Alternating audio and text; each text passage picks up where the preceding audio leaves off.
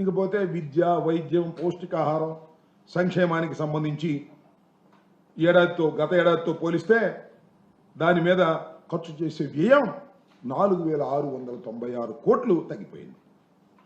ఇవన్నీ కూడా కాగ్ గణాంకాల ప్రకారం నేను చెప్తున్నట్టుదే కానీ చంద్రబాబు నాయుడు గారి మీద కోపంతోనో, చంద్రబాబు నాయుడు గారు ఏదో అధికారంలోకి వచ్చాడనే దుగ్ధతోనో నేను చెప్తున్నటువంటి మాటలు కాదు.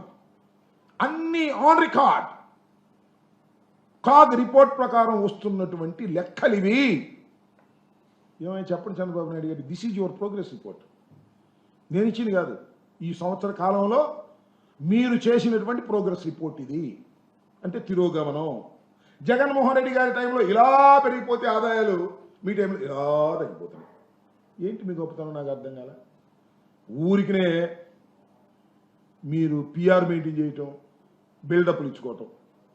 ఆంధ్రజ్యోతి, ఈనాడు ఫ్రంట్ పేజీలో బిల్డప్ ఇచ్చే కథనాలు, TV5, ABN, ఈటీవీ అద్భుతం, అమోఘం.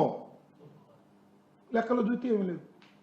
ఈ పేపర్లో చూసి బిల్డప్ ఇచ్చుకోవడం తప్ప సంవత్సర కాలంలో తిరోగమనం పాలైనటువంటిది. ఇది దుర్మార్గమైంది. దీనికి కారణం ఏంటి? ఒకటి సింపుల్. నీ దృష్టి అంతా ఏంటి? Red book. జగన్మోహన్ రెడ్డి గారు అమ్మటి ఉండేవాళ్ళని లోపలేయాలి, వైఎస్ఆర్ కాంగ్రెస్ పార్టీ లోపలేయాలి, అణిచేయాలి. అణిచేస్తే మళ్ళీ మా అబ్బాయికి అడ్డం లేకుండా పార్టీ పోద్ది. అణిచేస్తే ఏం పోదు. అణిచేస్తే మళ్ళా పెరుగుతుంది.